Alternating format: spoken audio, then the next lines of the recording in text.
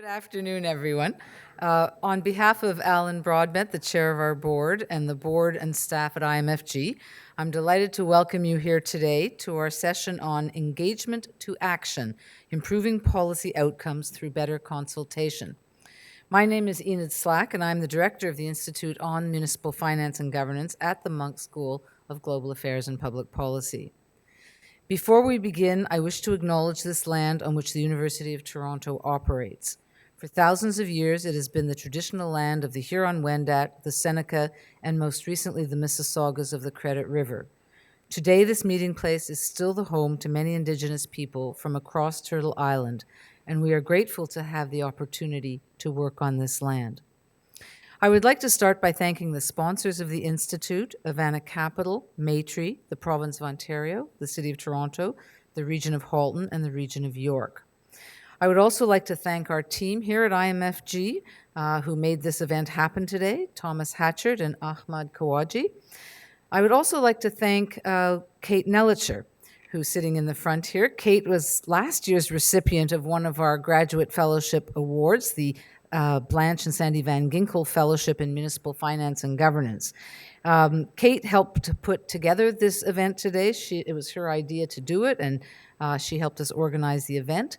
She will also be writing what we call one of our forum papers after the event that summarizes our discussion, and it will be available on our website in the new year. If you were tweeting about this event, our hashtag is up here, IMFG Talks, and our Twitter handle is @IMFG Toronto. So this afternoon, we are going to hear from a number of experts on the role of public consultation in policy development. Now, many of you know we have hosted discussions on public consultation before, but I think the environment in recent years has changed, and so we thought it was time to talk about public consultation again. And here I'm thinking about increasing political polarization in particular, as well as the decline in public trust in government and institutions. In this context, the one we're living in today, how do we bring people together to improve policy outcomes in our cities through more effective and inclusive consultations? Our moderator for this afternoon is Dave Meslin. I think many of you already know Dave. He is an urbanist, activist, artist, and community organizer who inspires better engagement between governments and citizens. Dave appears often as an expert on political engagement in the national media. He formed the Toronto Public Space Committee, which published the first issue of Spacing magazine. And I have to put in a plug for your recent book, Tear Down, Rebuilding Democracy from the Ground Up, which I'm sure is on sale everywhere. Yeah. So we're going to start the session this afternoon with some opening remarks from Dave. Afterwards, each of our panelists will give a short presentation about a major challenge that they have faced in their work and a potential solution or approach that they're excited about. Then everybody's going to come up to the front, and Dave and the panel will have a discussion together before we turn it over to you, the audience, for questions. So please welcome Dave Meslin.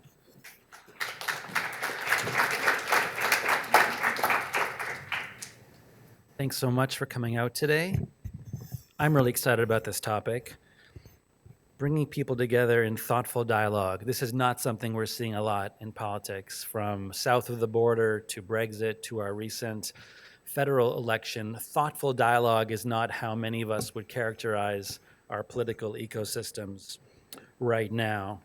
I'm not going to speak for very long because I'm really eager to get to our four experts, and most importantly, to get to your questions, and we're going to facilitate a bit of a discussion. It would be quite ironic if we talked about how to do public consultation properly and then just spoke at you for an hour. So we do want to flip it over to you as soon as possible.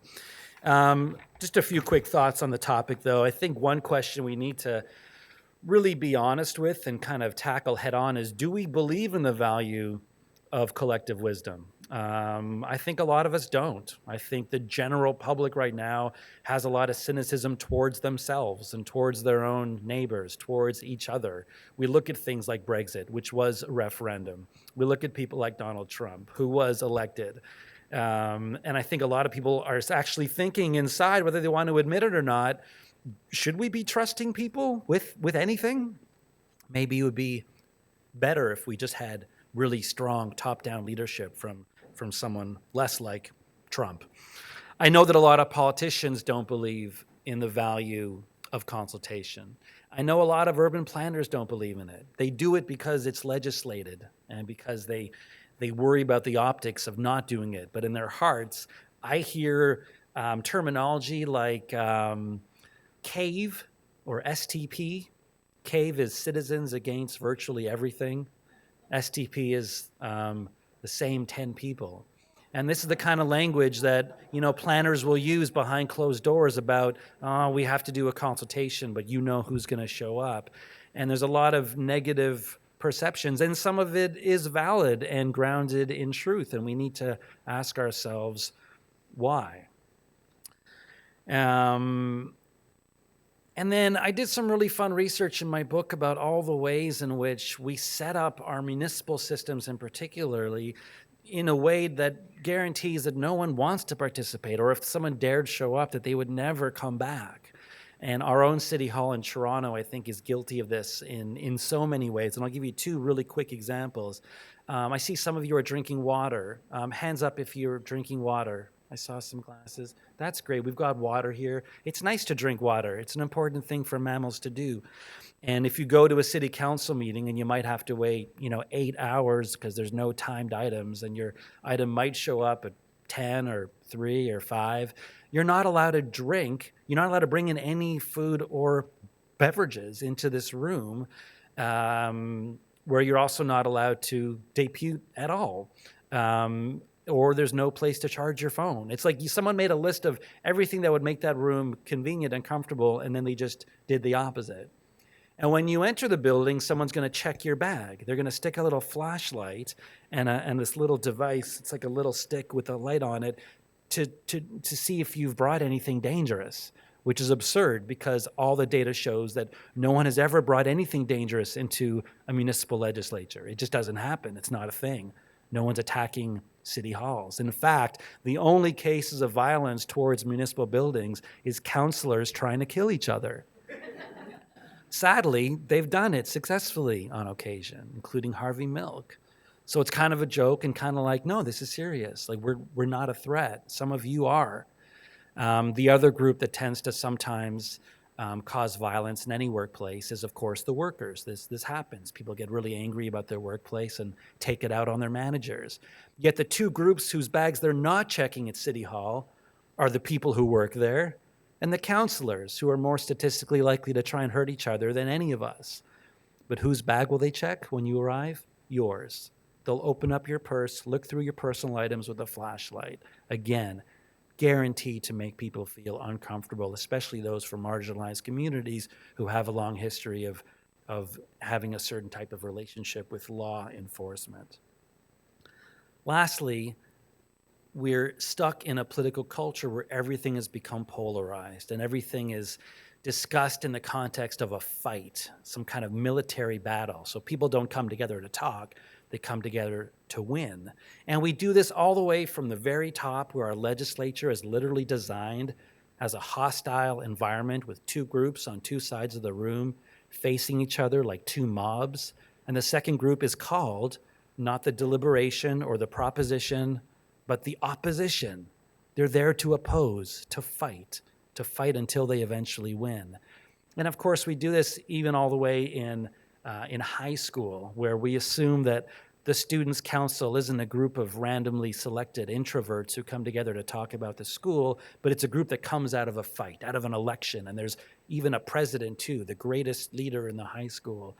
So even leadership at a young age has to come through some kind of conflict. And at our highest, most sacred level of the House of Commons, the entire room is designed to maximize conflict and hostility. How do we then create public consultations in an environment that is so rigged against meaningful dialogue? The answers to all those questions will now be presented by 4 experts. It's great being a moderator. You can just pass off all the responsibilities of delivering wisdom to the panel. Thank you for being here with your wisdom. We have 4 great panelists today with professional diversity, a professor and an executive director, an urban planner, and a consultation planner. John Robinson is a professor at the Munk School of Global Affairs and Public Policy and the School of the Environment at the University of Toronto.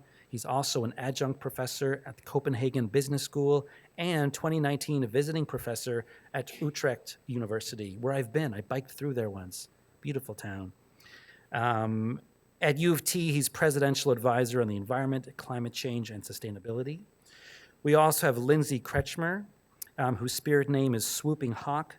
She's the executive director of the Toronto Aboriginal Support Services Council. Lindsay's family comes from 6 nations of the Grand River Territory. She is German and Mohawk of the Wolf Clan, and her spirit name is Swooping Hawk, which I already said. That's what happens when you shuffle things around but don't cross out the second one. Lindsay has worked in the nonprofit sector for almost 20 years, most recently as the executive director of the Ontario Aboriginal HIV/AIDS strategy. Cheryll Case is an urban planner and designer specialized in community engagement and research. She's the urban design coordinator with the City of Brampton, where she supports strategic initiatives, including the Brampton 2040 vision. I like that they're looking that far ahead, because we often do like 2025, and then we get there and we're like, nothing's changed. So that's good. Good long-term runway. And the founder and principal urban planner of her own consultancy, CP Planning. Cheryl's an editor of House Divided, How the Missing Middle Will Solve Toronto's Housing Crisis, which you should totally buy because my brother has a chapter in it. Nicole Swern is the founder of Swern Incorporated. The Swern team designs and delivers public consultation processes that make complex, often controversial and high-profile multi-stakeholder projects constructive and manageable. Nicole has led the design and delivery of hundreds of public consultation projects, including work in post-war Bosnia, post-Katrina New Orleans, and in cities across Canada and the US. And when I asked her how to pronounce her last name, she said, well, if you're Ukrainian, you could pronounce it this way. And I said, I actually am Ukrainian, but it was 4 generations ago, so I didn't actually understand the way she was pronouncing it. So Nicole Swern, Cheryll Case, Lindsay Swooping Hawk Kretschmer, and John Robinson, please come up. And they're each going to or do you want to do one at a time here? They'll do one at a time here, 3 to 5 minutes, and then they'll take their seats, and then we're going to have a little discussion. Let's start with John.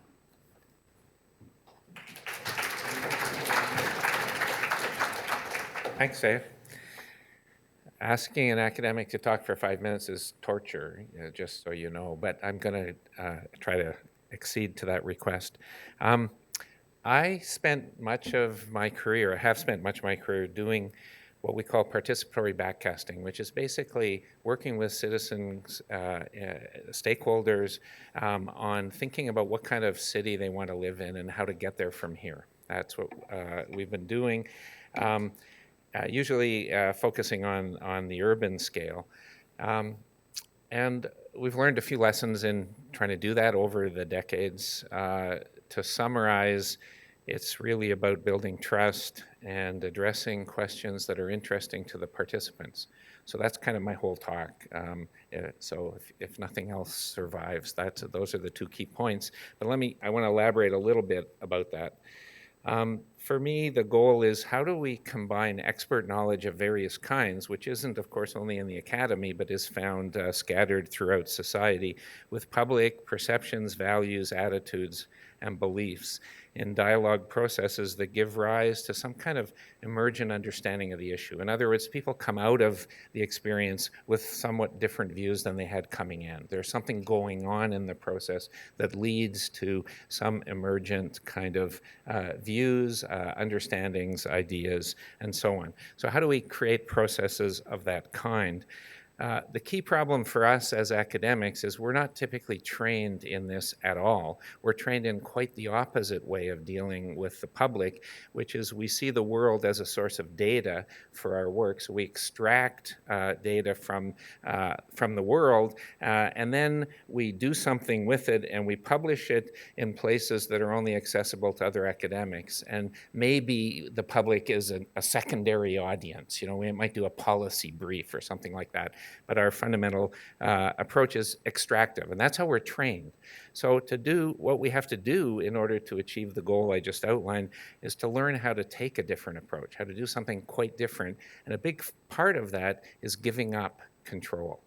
A fairly substantial amount of control. This is hard to do if you're trained as an extractive researcher.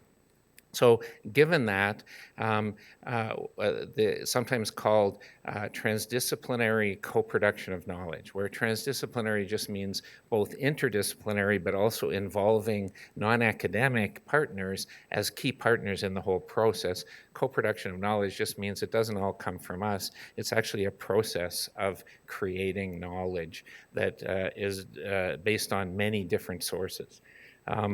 So I want to just give a couple of lessons that we've learned, some principles that emerge from that, and then talk a little bit about the difficulties. Probably the biggest lesson we've learned in the last 3 years of trying to create a process, our goal was to engage 100,000 citizens of Toronto and thinking about the future of the city. This has now failed twice to get funding support from our Social Science and Humanities Research Council. But we've spent 3 years really trying to build these partnerships and these relationships. And one of the first lessons we learned and we were told is, don't talk about the future of Toronto. There are many Torontos. And some of these Torontos don't know about each other. Some are locked in oppositional conflict of various kinds. Some are working together quite nicely. But really, there isn't a single city out there. There are many different cities. And that's a really important lesson if you're trying to set up processes of community engagement, not to assume there is some kind of singular set of values and beliefs and views of what the city is and should be. A second lesson we learned, this is pretty obvious, but again, not something we're particularly well trained to do. If you're going to engage with the citizenry, you need to connect to people's everyday experiences. If you go in and start telling people what the problem really is, that's a sure route to disaster in terms of a participatory process. You need to connect at the level that people are operating at and to their experience, their actual everyday experience of life. Focus on outcomes. Not just on processes and on ideas and on frameworks, but on actual concrete outcomes.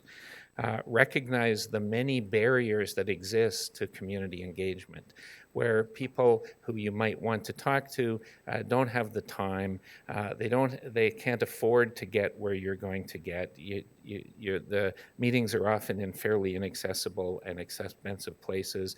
There might be need for childcare support. All kinds of reasons why it's hard for people to actually engage have to be explicitly part of the process.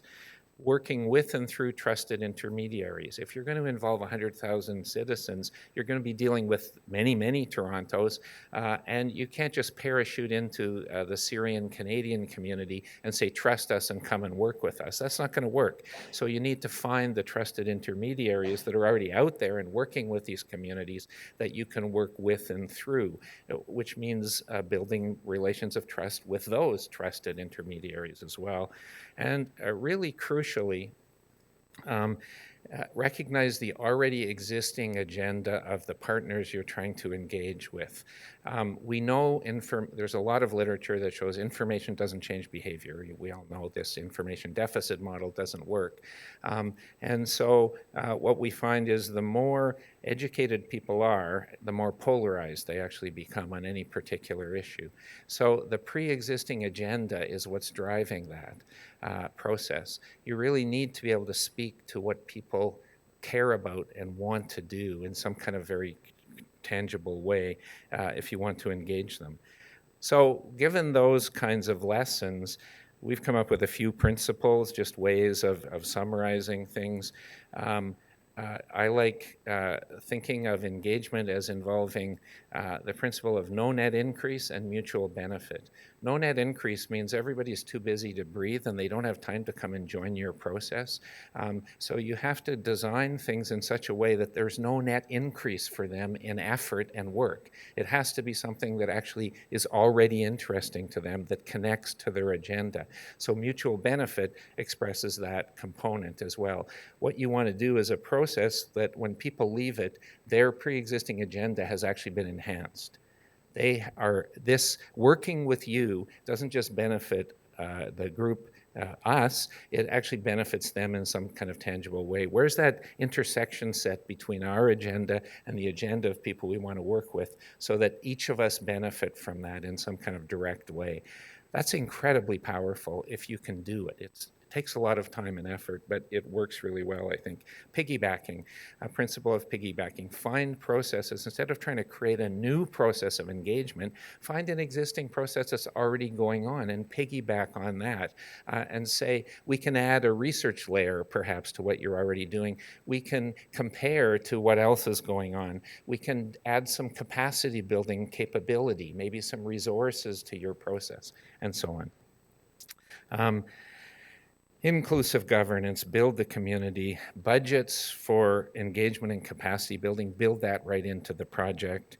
So those are the kinds of principles that we've come up with. It's, however, important as academics to realize there is a real loss of control here. This means giving up the ability to control the process and the research questions and the methods and the research and actually open those up for collaborative exchange. That's very frightening from an academic point of view. It takes longer, you have lots of non-academic products, and you publish in interdisciplinary journals. Those are 3 black marks against the standard academic criteria of research excellence. So you have to recognize that, and you have to support junior faculty who want to do this kind of stuff. However, let me end by saying there's huge benefits. When this works, you get a much stronger relationship with the partner organizations. You get access to their knowledge and expertise, which is usually crucial for addressing the problem you want to address. You get to test theories and concepts in the real world, out there outside the academy, and you may actually, therefore, contribute to real world outcomes and actions and changes. So thanks very much.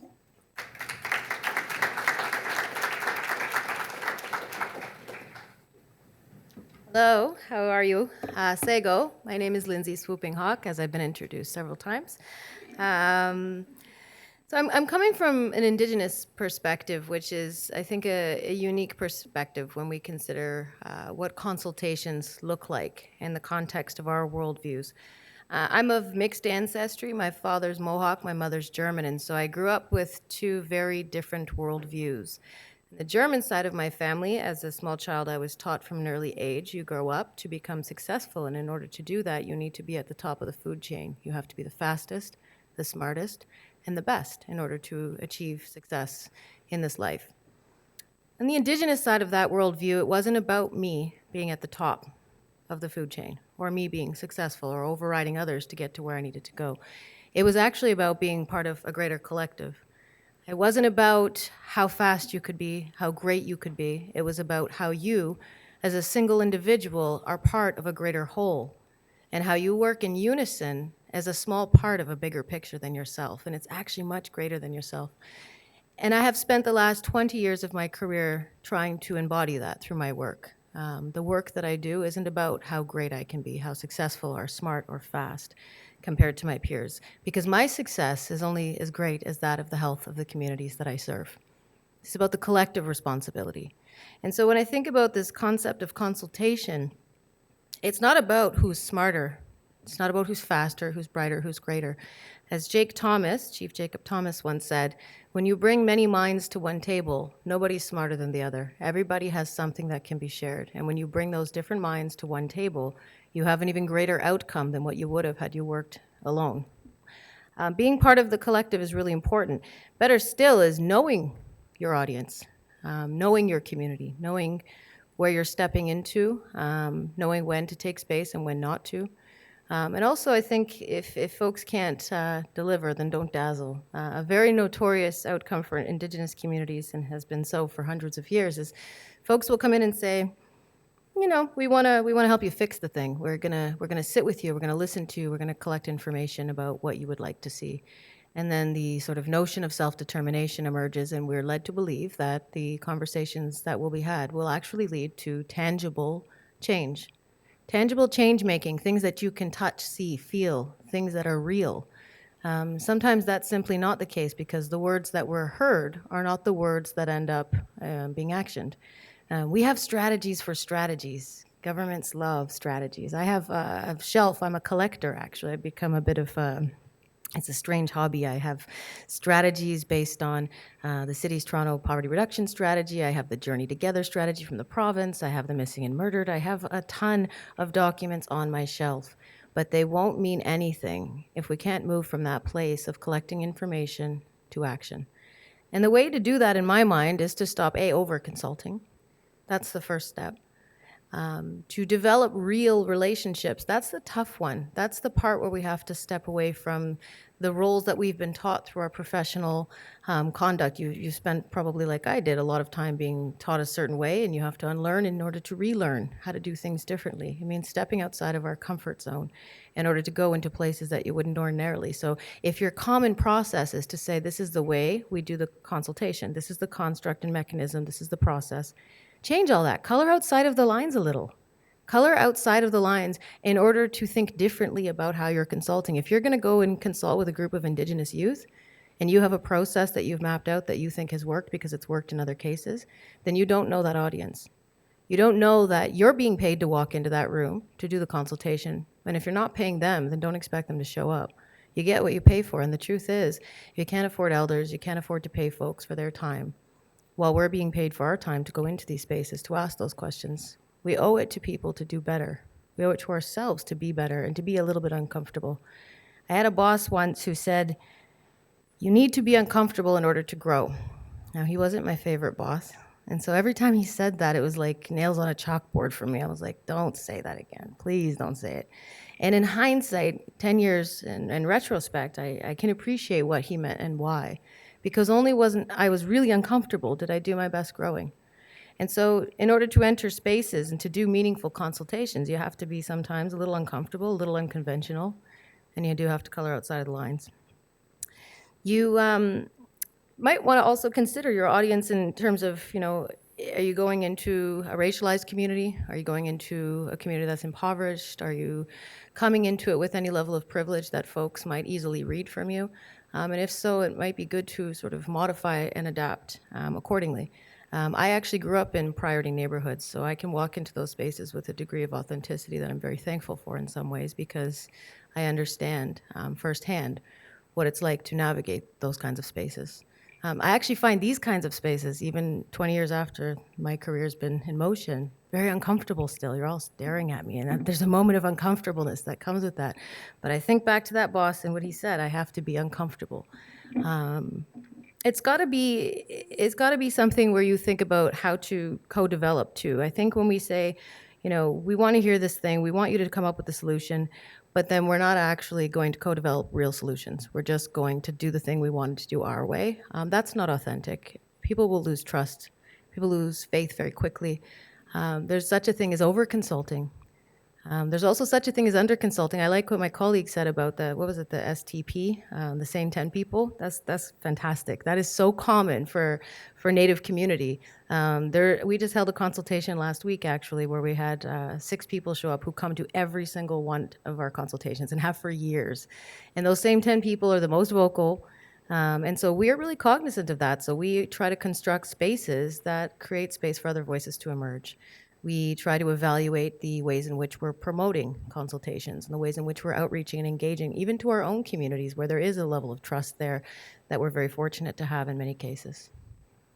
And so I would encourage you to unlearn in order to relearn and to create space for meaningful and authentic consultation.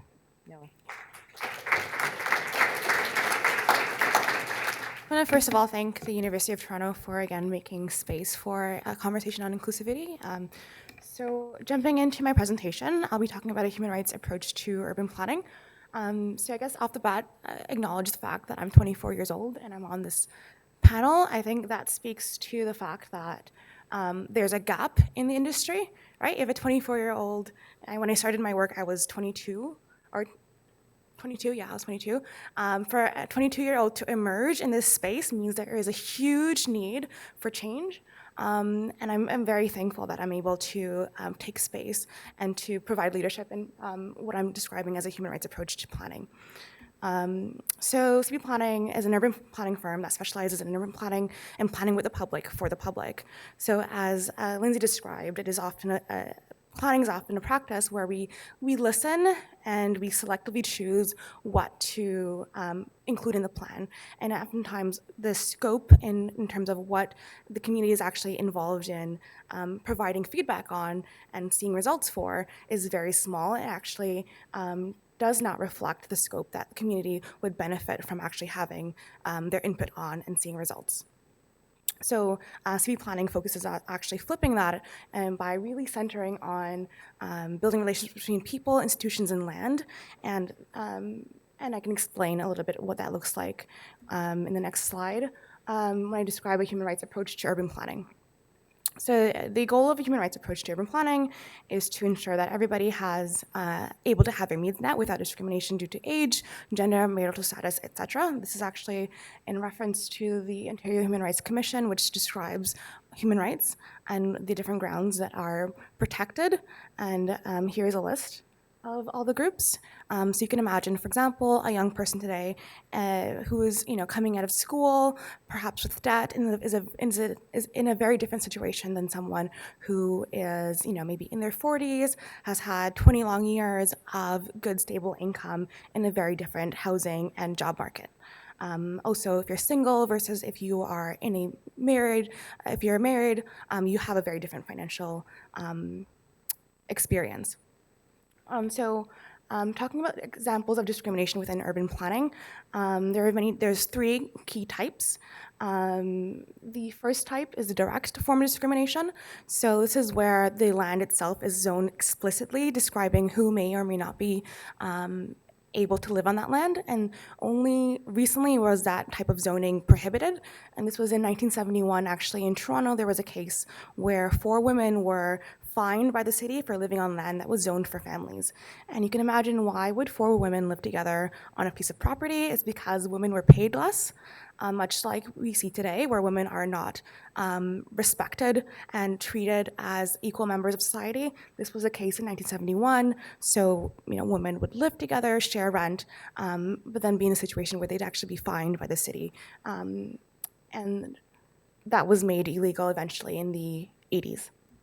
The next form of discrimination that we see in planning still takes place today. This is indirect discrimination. So when you see, for example, rooming houses not being illegal, why would someone choose to live in a rooming house? It's because they can't afford another type of housing. So by prohibiting affordable housing types, you're indirectly discriminating against, for example, these 4 women from the 70s, from new immigrants, from I guess also against students, from people who are on a limited income, for example, seniors. And actually, the Ontario Human Rights Commission has actually had to step in multiple times to encourage the planning practice to be accountable to their infringement on human rights. And then the third we have here is systemic discrimination. So this is a lack of representation overall from lower income groups. I just want to, bring it back to the acknowledgement of the land that we're standing on today, right? So when I was in planning school, I was taught that planning started when we looked at health and how can we provide clean water to residents. Actually, that's false. Planning started when this land was stolen from the Indigenous people, when the colonizers came to the land and they bought, for example, in the Toronto context, they bought a part of Toronto, but they started drawing up maps for the entire city. The Indigenous people were not consulted, and their vision was not reflected in how we built the city. And actually, the City of Toronto is still having to reconcile with the fact that it's, as a practice, it does not have a history of adequately involving the Indigenous community, but even today, we fail to actually adequately involve the people who are most in need of our services as planners, as managers of the land's resources. And so really we're in a situation today when we're looking at community engagement and planning, we're looking at a system of equality versus equity. So in planning, we unfortunately look at the system as even, as fair, as natural. and that's representing equality. So if you don't have access to affordable housing or daycare, that sucks for you, but the system is not biased, essentially, right? That's what equality means. There's no bias in the system, and we'll make minimal changes to provide you with what you're looking for. What we really need is equity. It needs to realize that we're actually living on land that has been systemically and indirectly and in times directly unfavored, I guess, utilized in a way that was unfavorable to those who are lower income. And again, referring back to the Ontario Human Rights Commission's chart on protected groups, that includes women, people with disabilities, people of ethnic minority groups, right? The City of Toronto is 51% visible minority, as so is the region. So when we talk about visible minority, we need to really think about what that means. And again, looking at the dysfunction in planning and in engagement, the average resident consulted by the City of Toronto on planning issues are white male homeowners over the age of 55. And I do understand that is the room that I'm looking at generally today, and there's nothing wrong with being of that group, but the issue comes in when you target and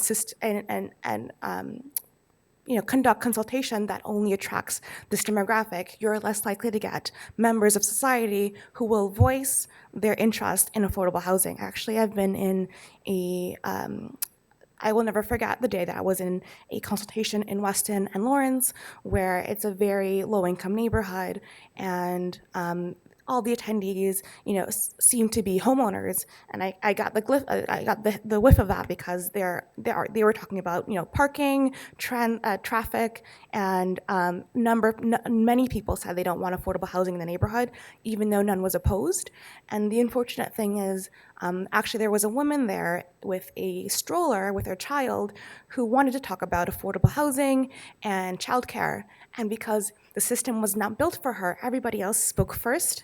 By the time there was space, she had left the room because she had been so offended, so hurt in that time that she had to leave just for her own well-being.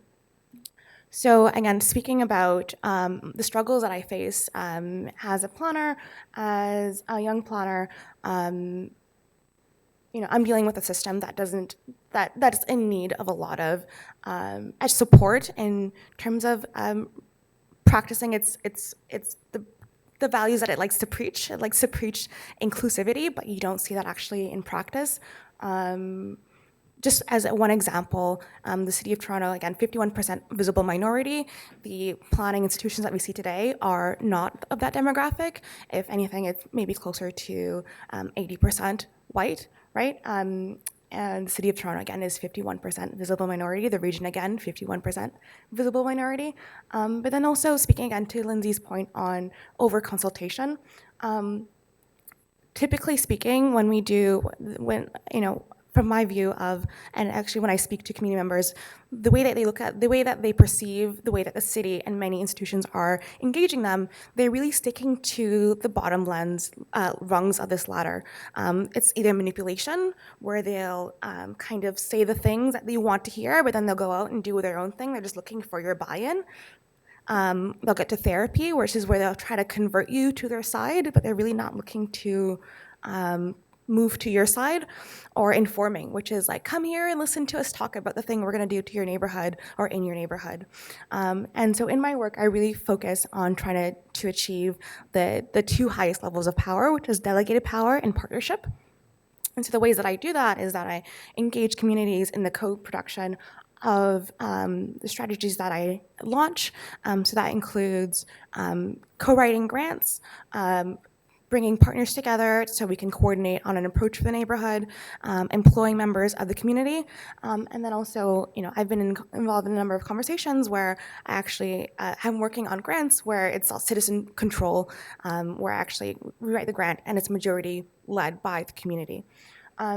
So to kind of close off on my presentation, I guess we can just go through these slides a little bit because we should get into the rest, like next speaker and everything like that.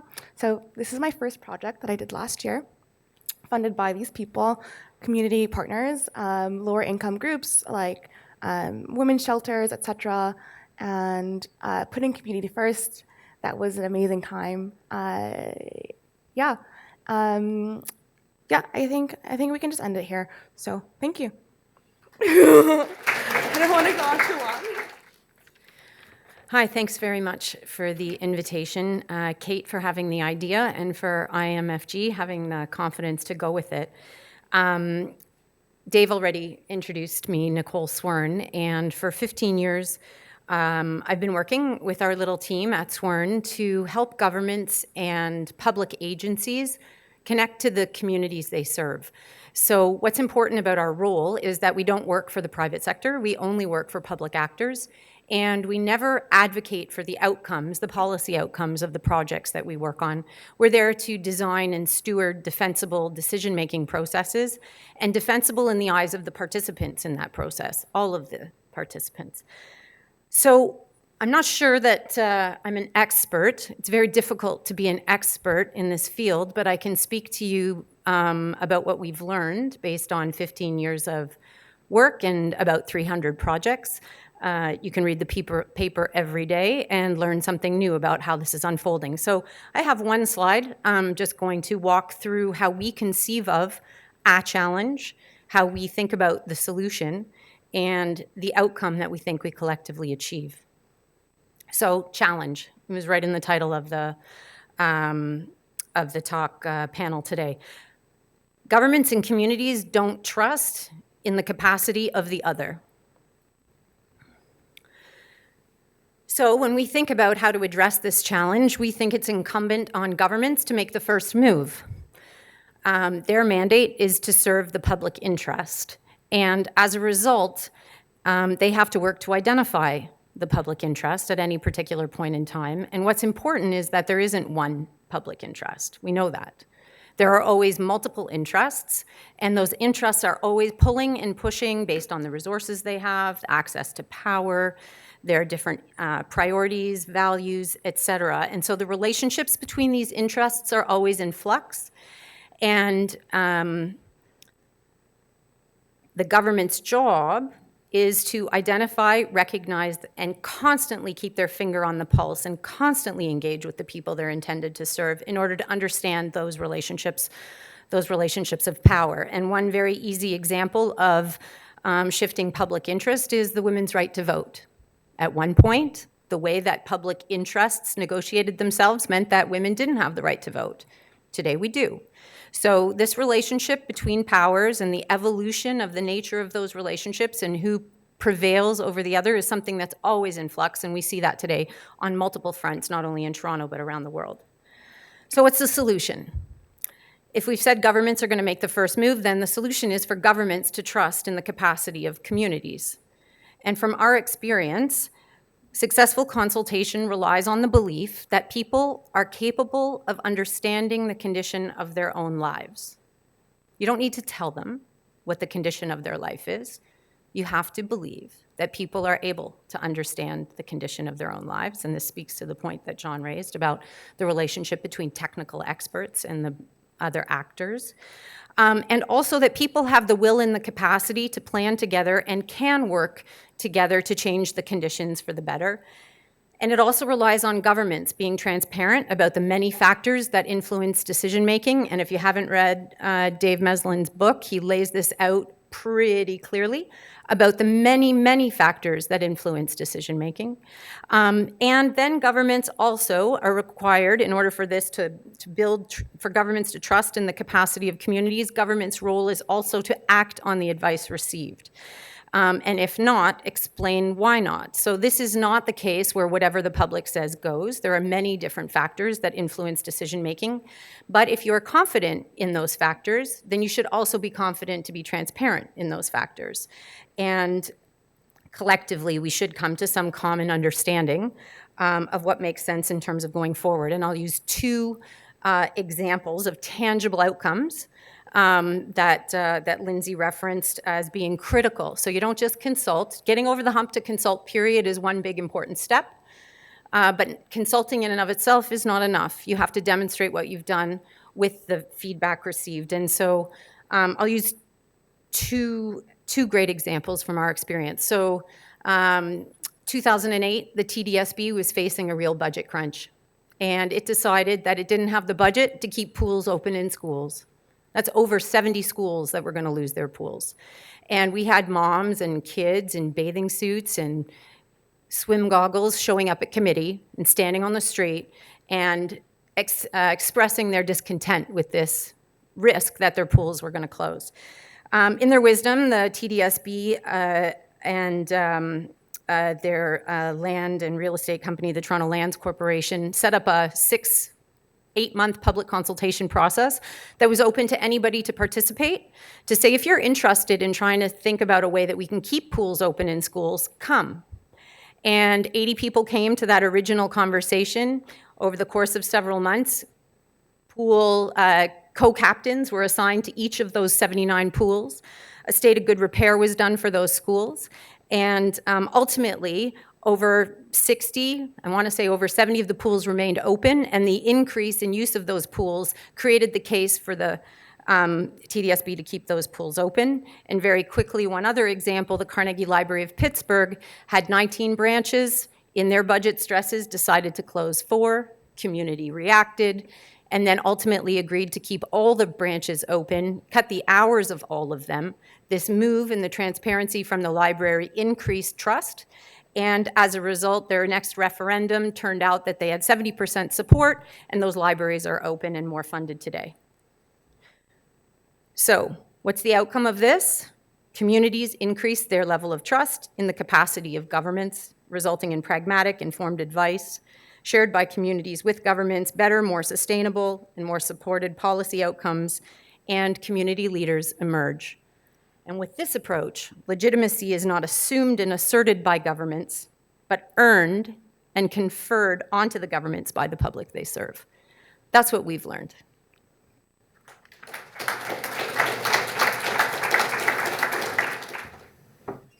These are really cute, these folded napkins. It's kind of like a bird. So, awesome. Thanks again. Can we have a round of applause for all 4 together? I was co-working with a friend before I came here in a cafe, and then I told him where I was going, this forum about consultation. He kind of laughed and rolled his eyes and said, I would never go to a consultation because they probably already know what they want to do, and it's just lip service, and I'm going to go, and they're going to put stickies up everywhere and do whatever they want anyways. And John, you mentioned the importance of someone needing to know that there's a benefit to going. If there's no actual cost-benefit analysis of investing your time into something, why would you bother? So here's someone who I think holds a pretty widely held belief that a lot of these consultations, there isn't a genuine motivation behind it. Or even worse, that if they do listen to us, they're going to write a report and then not do anything with it, that it's just going to sit on a shelf. So let's start with Nicole. I'm curious, I don't know if you can say this openly, but to what degree do the clients, your clients, seem genuinely interested in what you do, and to what degree are they just fulfilling some expectation we have that politicians are supposed to at least look like they're listening to us? And perhaps one way of measuring that is what often, if you were able to reflect back 5 years, 10 years later on consultations you've led, what is your level of comfort with the degree or lack thereof of implementation of recommendations? That's why I focused on I know I was tight on time, but that's why I focused on the school board and the library as examples of engagement or consultation that led to direct changes in how those public assets are managed. We're unique in that we often we talk about open doors and closed doors, and when there are decisions that are open for influence and decisions that are less open for influence. And then sometimes if it looks like a door is closed, the community advocates to open it. So we often get called when the public has already expressed discontent with a decision that a public actor has made. And that public actor therefore has to think through the wisdom of continuing the path and receiving this constant pushback, or working together with the people who are concerned or interested in advocating how to move forward. So in that respect, people my experience is that the people that we work with absolutely are committed to listening and doing their best on how to incorporate what they've heard into their decisions. Now, that's not perfect. We've received a lot of amazing advice where governments haven't acted, but the documentation of that advice in and of itself is an important step because that serves as an advocacy tool for the people who have participated. So our experience is very good, is what I'm trying to say, because we're often called when the community has demonstrated such a high degree of interest that there is very little likelihood of anything moving forward successfully unless there's a meaningful consultation. Does that help? I'd like to hear from all four of you about the specific topic of how the issue of privilege intersects with consultation. And I'm thinking specifically in the context of who has the time to attend a consultation process. And the more in-depth the consultation process is, the more time it asks people to invest, which is good on the one hand. That means it's more thorough. It's not just tokenistic. We really want you to attend this long meeting and hear about the issue, and we want to have a comprehensive, deliberative dialogue. The kinds of demographics that have the time to invest in that might not be the people who live in the rooming houses that are being discriminated against through policy. So a middle-class family with kids in a swimming pool might have time to participate, but those who are most in need of either better policies being implemented or reports actually being read, how do we reconcile that problem? That in a way, there's not a conflict of interest, but conflicting goals. The most elaborate, honest, authentic consultation process becomes inaccessible to those whose voices are least being heard now. Yeah, so I think that we need to look at it from a cost-benefit perspective. So if you consider that in the society that we live in today, lower income people, underserved people are used to government not serving them, right? And I've seen firsthand what that looks like. When I did my Housing in Focus workshop, I did one with a diverse audience, which included people who were homeless and very housing insecure. And when I asked them, what would you like the neighborhood to look like? You know, they asked me, you know, why are you asked? Like, they wondered why am I asking them? Like, they didn't even want to give their opinion. They were essentially there because I was offering food as well at the event. I think it's a good standard practice when you invite people over for a consultation for any purpose, you provide food. So I had food, which is why they were there, and they thought I was going to give out housing. I don't have that capacity to give out housing. I was asking them, what do you want the neighborhood to look like so that you can afford to live here? And they said, why? Like they didn't.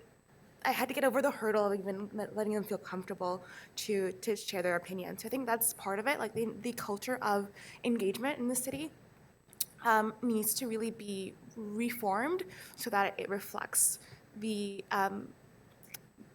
deficit in benefit that is received by lower income people. So if you're going to take time out of your day, what are you going to get from it? Like, do you feel comfortable that the city will actually listen to you? That's the first step, right? And then the second step, I think, when looking at myself and the experiences of when I do go to consultations, you know, is it fun? Will my friends be there?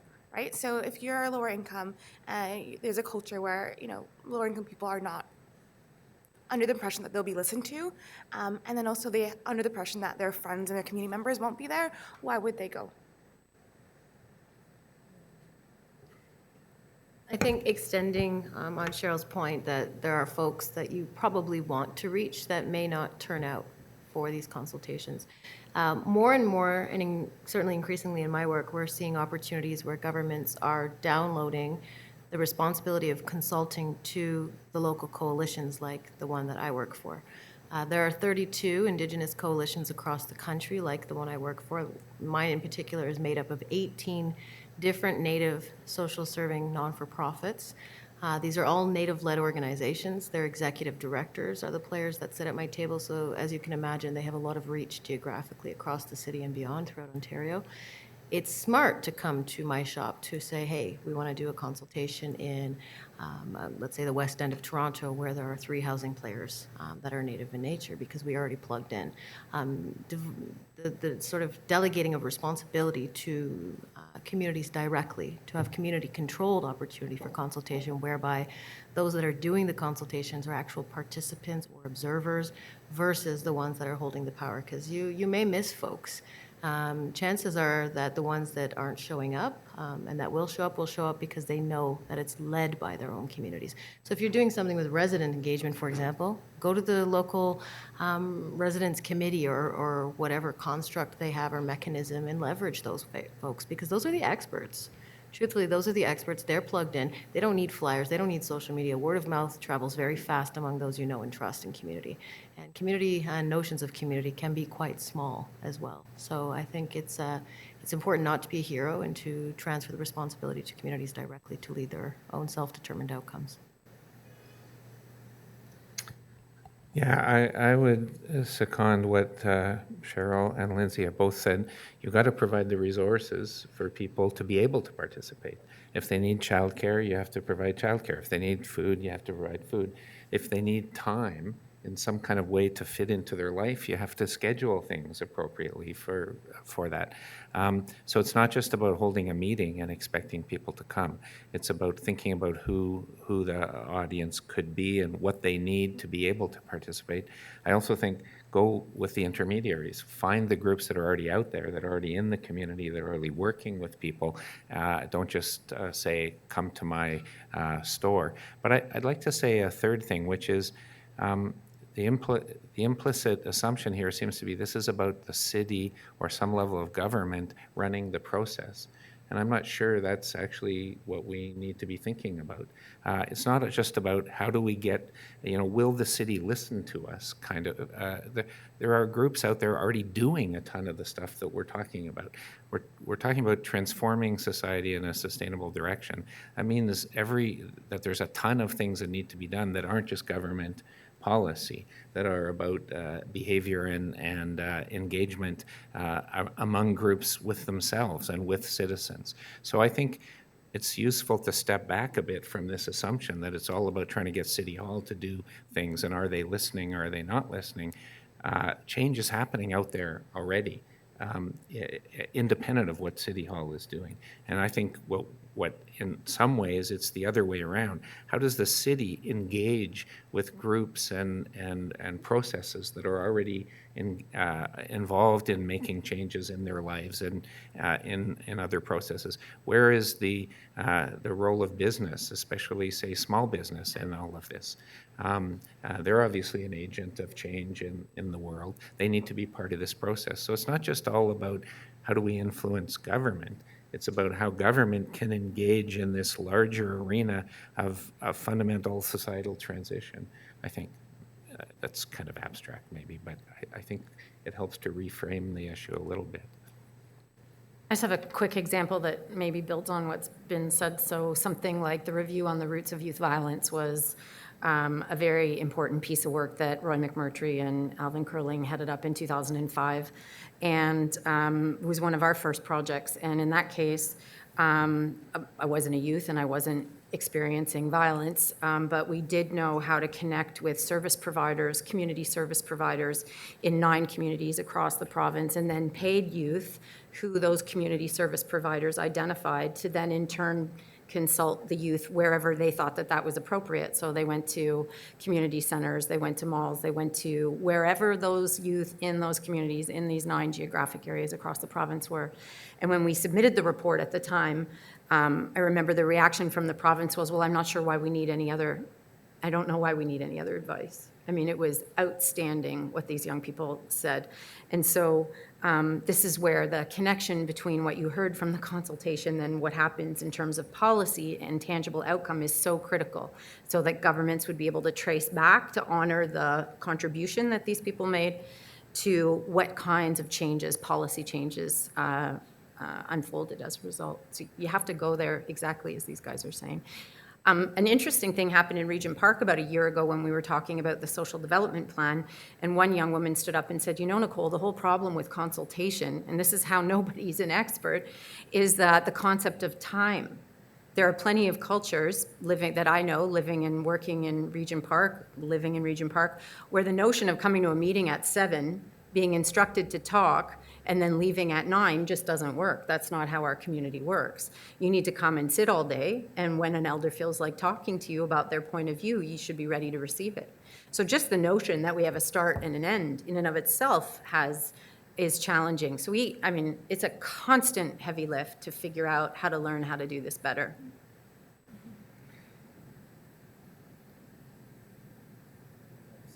Yeah, I had something on my mind and then it left me. Yeah. Yeah, it's in here somewhere. So what we're hearing is, yeah, go ahead. No, do it. So, please yeah, begin. yes, yeah. Yeah, I think I guess picking up on Nicole's point, like the fundamentals are so important on this, right? And the fundamentals, I argue, should be on inclusivity and the well-being of every resident, regardless of their, ethnicity, like on human rights grounds. Like no one should have less opportunity to well-being than anybody else. And we are in a very wealthy country, right? We are very smart people. We are capable. And I think providing opportunities for residents to lead the conversation and to acknowledge that they're already having these conversations. They just don't have the respect from the city oftentimes to really explore it at a professional level. And by professional level, I mean, getting the engineers on board, getting the funding to support what they're looking for, and just looking at the Black Futures in Eglinton project, one of the projects that I'm leading right now.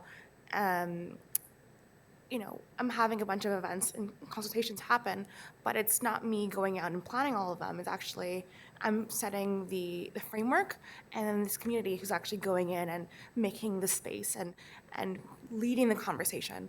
And I think that's what we really need to have more of, is providing opportunity for communities to lead the conversation, because that's where they'll feel most comfortable. Yeah. We're going to go to the audience. I would ask you to keep your questions short, and let's keep the answers short too, just to maximize how many ideas and questions we have time for. So hands up if you have questions. We're going to take them one by one. We'll go over here first. A microphone will arrive in your hands in a moment. Thank you. I was really pleased that people brought up the issue of trust and an increasing breakdown in trust from the public to government. There's a specific example I'd like your thoughts on, and it's about the location of homeless shelters in the city. There is homeless shelters are as of right in the city of Toronto. They can locate, across the city. There is a deep belief among people that that's wrong, that they should be consulted. If something is coming in like this, they should be consulted. There is a deep belief that they should be able to get good answers to questions like, who are these people and what's wrong with them? And give us statistics on this and that and so forth. The human rights stuff is clear on this, but the belief is different. And then there's tremendous mistrust between the city and the public about what actually is open for discussion and what is not. I wonder if you can speak into that. Having worked for the nonprofit sector for a very long time, I've intersected quite a lot with new developments for Native organizations. Most recently, we held a public consultation in the Cliffside neighborhood for the new Thunder Women's Healing Lodge, which was a very contentious issue for folks who lived in the neighborhood who turned out, and it was very divisive. In fact, one reporter was dragged out by the police. That's how hot it got in terms of people's tempers flaring up. The concern was around things like parking. It was a fascinating thing. We're talking about human life, and we've so lost our way in terms of that fundamental core inherent goodness that we all carry seemed lost on me in that observation of that consultation. The outcome was it moved forward in that case, But the funny thing is I was chatting with a good friend of mine who's a former executive director and founder of one of the largest Native organizations in Canada, and he said every time he put up a new shelter or building, all of the neighborhood got their backs up. They didn't want it, they balked at it, they were against it, they were worried about safety. But then 6 months after the fact, nobody said a peep because everything was just fine. So that fear that people have, they're having a very visceral response. And I think sometimes it's just about good public education. It's about coming back and reporting on how these projects are in fact successful and how in fact these folks become your neighbors. Does it contribute to rising crime rates? Maybe, but lots of other things can do that too, not just homeless shelters, right? It can be very tempting to be in a context where you think you know better than somebody else. And so I find it always important to make the point about people understand the condition of their own lives. So if you're talking about a shelter or another facility in somebody's environment, and you expect respect for the reasons you're proposing it, then you have to show that same respect to the people that are having to receive it. And I think the notion that we can discount the interests or concerns of anybody in the public is a difficult one to swallow, because you don't get respect if you don't give it. So what we need is to set up a process where people get the kind of information on all sides so that you can empathize with the position of the other. And on the homeless shelter, I'll just pick up on Lindsay's point. 6 months later, no concerns about safety or no issues. The thing is, a homeless shelter is one of the types of property that a state watches, the government watches quite closely. In fact, much, much more closely than myself or any other as a person living in a house. A private tenant or a private owner isn't subject to nearly the type of scrutiny that a homeless shelter is. So in fact, if you're adjacent to a homeless shelter, you have way more access to controls around what's happened there compared to any other neighbor you probably have. So, I mean, there's a whole bunch of information sharing and understanding and respect that information is not alone enough, but if you demonstrate respect to the views of others, then you earn the respect back. But to go out into the suburbs and declare, well, you don't know any better, or to go downtown and declare you don't know any better, or into any community declare that I know better than you, this is where the problem starts, because you're immediately not working to achieve a community. You're now having competing positions. And I couldn't reinforce more about how Lindsay framed her remarks on the success here is the success of community. Canada exports this. I mean, post-war Bosnia, it's the Canadian Urban Institute and CEDA that are doing public consultation projects to demonstrate how we can live together in relative social peace. I mean, this is something we should, we know, and we can practice it. At the same time, we know that providing information doesn't necessarily change attitudes or behaviors. And so education alone, I don't think is the solution. It's a piece of it. But I think there is a way to think about what's driving these attitudes and what kinds of responses are there outside the question of the location of the facility in question.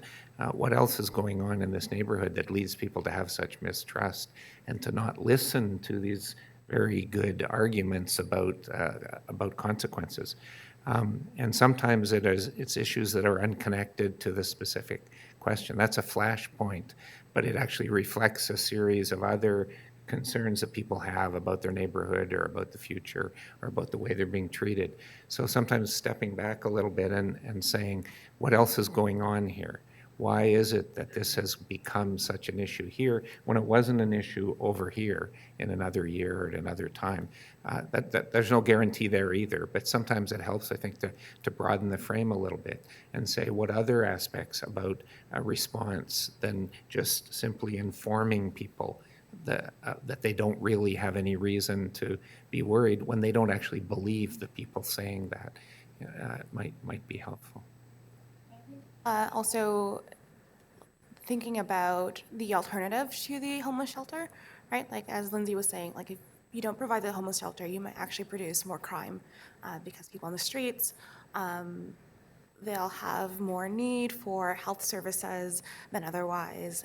They'll be more likely and more at risk for other harm to themselves or perhaps even to others in terms of like mental health, right? If any of us in this room can imagine living on the streets, right? So I think it's really about framing each conversation we have about how the land is used as a question of how will this product improve the well-being of members of our community.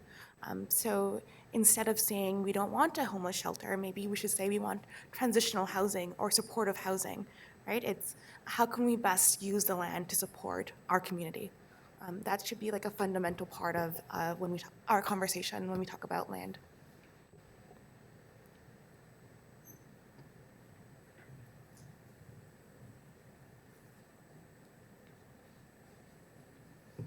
Okay, cool. Gabriela Gomez Mont from the Mexico City's Laboratory for the City talks about engagement and public consultation as a quest to master facilitation as a translator. You're translating between fields, you're translating between worldviews and experiences. Could you speak to sharing any tools or things you've learned for other practitioners in the room as well, in how you can prevent the language from diluting just because it's crossing into different fields? I guess I can speak from my experience. When I put together Housing in Focus, was straight out of university, so I had all this jargon that I had spent 4 years perfecting, and then I went to community, and they were like, "What is this? What are you saying?" Right? So I learned that this jargon it goes like on that shelf, right? The shelf with all the strategies, it goes right up there. And so I speak and I always try my best to speak in a language that they can understand and to frame things in a way that they understand. Because when we talk about land use planning, it's become so highly professionalized where even though it's dealing with land and everyone has a relationship with land, and so the language of the practice should be accessible to everybody. So yeah, it's about like always being in dialogue and asking questions. I think there's an issue. You talked about diluting, right? And I think this is similar to a problem we have in the academy about interdisciplinarity and talking across very different fields. I've never found any solution other than immersion. Right? You start out at the beginning of the year saying, I don't know why you're in this room. What does your background have to do with this urgent problem we're dealing with? And 12 months later, you say, I can't live without you. You're just essential to my understanding of the problem. But if you don't have spend those hours together, it's very hard to get to that point because we're all sort of prisoners of our own frameworks and theoretical presuppositions and disciplines and so on. And I think it's a similar thing, working out in community engagement processes. You have to spend the time to be able to see even to hear what's being said, and then to see the value of that. So I think in principle, it can be the opposite of dilution. It can be emergence. It can be, this huge whole that's greater than the sum of the parts. But that's not an easy thing, right? That takes time. That takes energy, resources. You got to go through that. But I think when it happens, it's incredible. You suddenly have learned something you had no idea was important is crucial. And so you're learning a little bit about this alternative way of approaching the problem. And that's a problem because in a lot of our engagement processes, there isn't the budget, there isn't the time. They tend to be fairly quick. And I think that can be a real problem, is that we need to have processes that take place over time and allow for that. But, it doesn't often happen.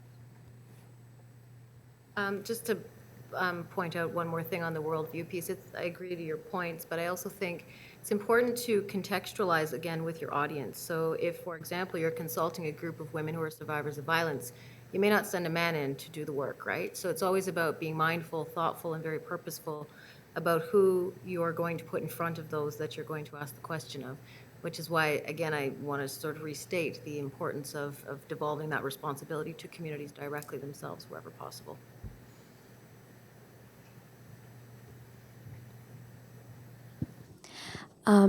So I understand, okay, I'll put a little lower. So I understand how there's like a benefit of going to these consultation meetings, even though like the answers usually predetermined by the instructors of the meeting. But I was just wondering, like, as a first year right now, I'm 18, I'm thinking about housing and affordable housing. What would be the benefit of going to a consultation on affordable housing when the answer is firm? It's not going to be affordable. Yes, hard work and dedication, maybe two incomes working together, but like, how would you be, as a recommendation, how could I go to these consultation meetings and use these use the words they say to help me like get there? Does that make sense? I mean, the city just hosted a series of public consultations on their Housing Now program. So the mayor committed to 40,000 new units of affordable housing on public land, and they've announced 4 at surface parking lots on subways. That public consultation is leading to affordable housing, and the project is leading to, it's a commitment to affordable housing and some deeply affordable housing. Your voice in those rooms, whether you're an advocate for affordable housing or you're not an advocate for affordable housing, both of those voices are critical, because what you need is if you are an advocate for affordable housing, you're probably driven by a rationale and some thoughtful arguments about why affordability is really important in our city. And for people who may be reticent or not understand the value of affordable housing and not necessarily embracing it the way you might, they really need to hear that, because one of the most important things that happens at a public meeting is that members of the public hear from each other. This is very critical, something I learned from community members very early on. That big open plenary where people are able to hear from each other means that everybody now has a heightened understanding of the various points of view that exist. And if you're not an advocate for affordable housing, I'm not going to assume you're one or the other, then that is also important, because there are always many more people like you. So you are making a contribution. If no one brain is smarter than anybody else's, everybody that participates and offers their point of view strengthens that participatory process. So I would say, without a doubt, you would have been hugely useful, and that would have been a big reason to attend those meetings. Maybe there's other types of meetings that are absolutely concluded that there aren't any affordable units. That I'm not going to speak to those, but for this would be an example of where your voice would have been, regardless of your point of view, super helpful. So I also think, so I agree with Nicole 100%. Like there are 2 great benefits, I guess, that I'll talk about about consultations. So the first is, your remarks will be will be included in some way or not in the outcome, right? But there's also the fact of being there with community, and I would argue that that's the most important part, because unfortunately it is the case where oftentimes we say a lot of good things like affordability and accessibility, and they get lost in process. But when it comes to your ability to go to community consultations, identify, an ally, someone who you can call a friend, who you can talk to about these issues, and develop strategies for how do you actually get government and developers to actually build affordable housing, there's huge opportunity for that. So if you can even consider consultations as an open meeting ground for community members who care about affordability, consider it in that way. Because if you think about the Dufferin school that was recently sold to the private sector to build unaffordable housing, what happened with that is actually the community came together, they attended a bunch of consultations, they developed their own conversation, and they went to the city numerous times, and now we're at a situation today where the community has developed their relationships so robustly that they've actually won $19 million from developers and from charities to build affordable housing on that land, right? So it's the city or the person who's leading the consultation, they can even consider them as your secondary audience. You're primarily go to those consultations to meet, members of your community, so you can talk to them about how can we get the government to actually build affordable housing. Thank you.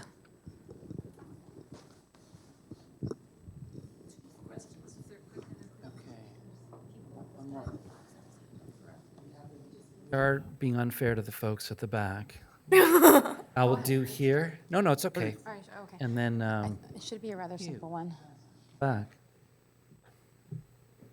So I do work for the government, so I'm really enjoying the conversation so far. So thank you very much.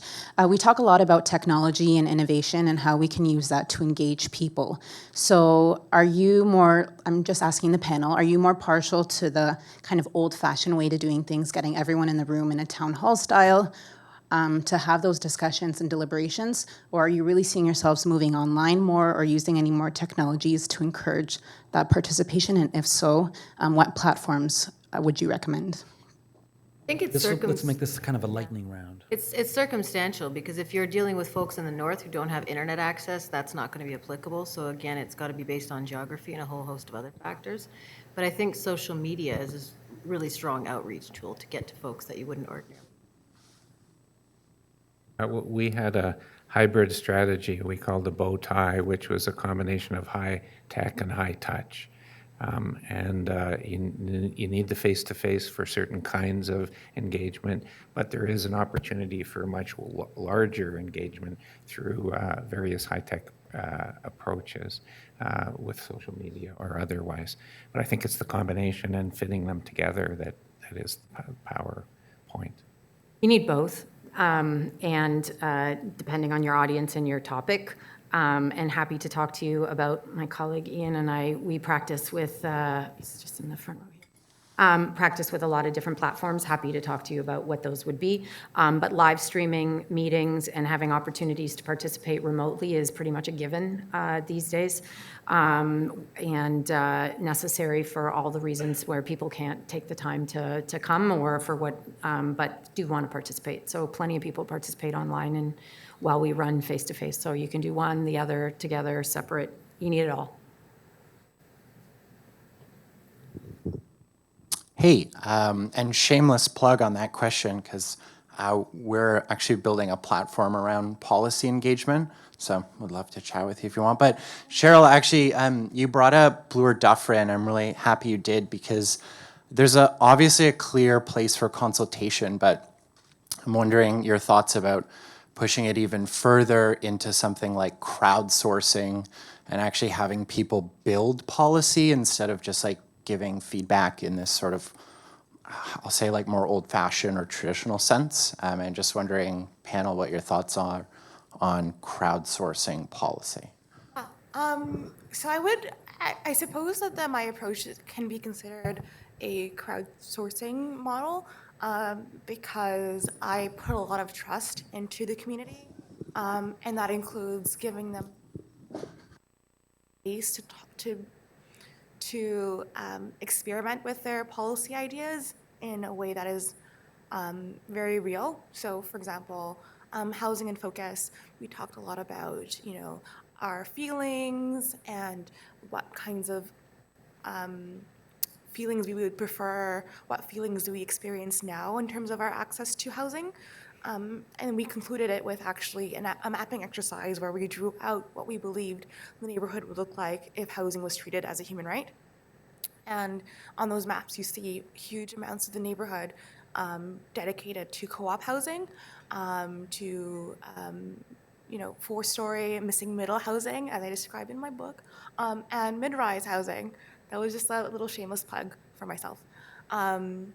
So it's really about, so I 100% believe in crowdsourcing. I'm just going to pick up and say crowdsourcing is just needs to, I would think it over from the perspective of what's the risk of the tyranny of the majority. So the crowd includes everybody except the minorities whose rights all of a sudden don't get respected because the crowd didn't include them. So if we accept that there is no one public interest, but there are multiple public interests, then we become together, we have the burden of finding common ground among those multiple interests. And if your crowdsourcing model is able to demonstrate how it reflects the full range of interests and the support it provides to providing common ground among those interests, you've got a customer right away, and this whole room would buy it. That's magic.